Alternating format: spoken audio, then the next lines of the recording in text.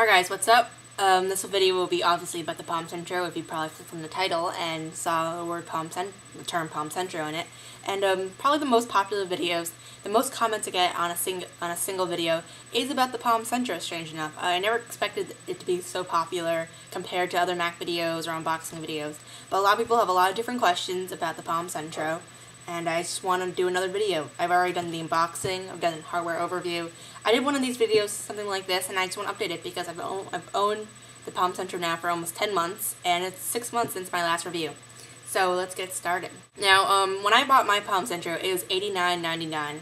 I got a discount because my mom has a little thing with her business and they got discounts. But it's sold traditionally for $99.99. Currently on Verizon though, if you go over and you sign a 2-year contract with them, it's $49.99. So the price dropped, phones get updated and stuff, but it's still a great phone. So as for the one feature you do really see after using it, there's some features where you have to use the phone for longer than a few months, I guess, to really appreciate, and definitely one of them is the battery life. I can probably use this phone for 2 or 3 days with heavy texting and sometimes calling, and it will last 2 to 3 days. Smartphones are often plagued with really poor battery life or subpar battery life that only lasts halfway through the day or only barely to the end of the day. Palm Centro doesn't have that problem. I think it's due to the fact where the screen is a little bit simpler, there's less graphics and such, and there's less processor in it because it's more of a basic smartphone, if you want to say that. Now, definitely the one popular thing is the TLOS. I did a video about it. It's where you can actually get the skin from the Palm Pre and place it in your Palm Centro with using it like a normal app. And the first thing let me tell you guys, I don't have it anymore. I uninstalled it from my phone a month after I used it and a month after I finished making that video. What happened was I really enjoyed the Palm Centro in the beginning for its lack of lagginess, I guess you can say. Other phones, it might take an extra second or two to load text messages or calling. I just wanted to be snappy and fast, and that's what the Palm Centro was. But once I put TLOS, it was kind of pretty, it was kind of cool to show it off because the Palm Pre wasn't released yet, but it took another extra second or two to load a text message or something, and I really didn't care about the graphics because honestly, you don't really want to buy the Palm Centro just for graphics. It's more of a utility phone. If you really do want graphics, look into the iPhone, look into the Palm Pre, the HTC G1, but please don't message me and ask me to send you a copy of TLOS because I honestly do not have it. The company who sold it for a month, and I think there was a cease and desist order from Palm because they weren't happy that they were, stealing the interface of the Palm Pre. My advice is, if you do want that kind of interface, that very graphical, very cool deck of cards, I think that's what it's called, and that wireless charging, just buy a Palm Pre, cancel your contract, because that's the best way you're going to get it. Now, the feature I use the most now is text messaging. Since the beginning, this phone, I think, was initially thought of as a text messaging phone for myself because of the full keyboard. Now, one thing is, people always complain about the keyboard. I'll keep repeating it. You gotta try it out before you actually try to, judge it or outrule it because the keyboard looks tiny. You gotta use it first. If you have extremely large thumbs, if you have issues typing with an iPhone keyboard, or you can barely type on an MB2 or any other type of that kind of keyboard, the Palm Centro is probably not for you. But if you just have normal sized thumbs, you can type on an iPod Touch or an iPhone. Go into a Verizon store or any other carrier that has the Palm Centro and try it out because honestly, I don't know how to describe it. The keys are very, very small because I have to be honest about this. But what happened is Palm was actually kind of smart in the design since there's such limited room. The keys are so bubbled, or I guess rubberized, to the point where each key has its own giant chunk of rubber. So it's very texturized. I find it pretty easy to text. I do all my texting on this phone, and actually I can type faster on this than my iPhone. Surprise, surprise. Even in landscape mode, I'm still not used to landscape mode.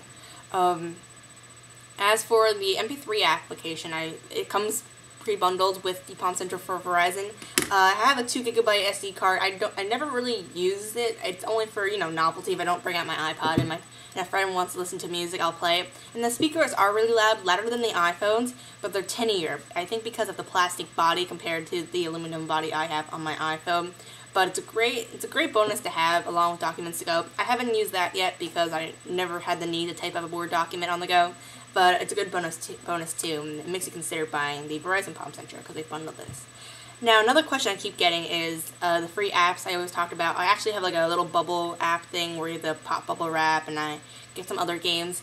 and people keep asking me where I get most of them. I just Googled free Palm apps. I didn't save any of them, so don't message me, but I think the easiest way is just to Google it. Palm was the first, I think, one of the first companies to have an app store back then. It wasn't really considered an app store, but a very large application catalog. And most of the apps now, I believe, are free. Some of them you still have to pay, but it's great to add some more life into the phone because the OS is pretty old. Hasn't really updated graphically, but it's a great phone nonetheless.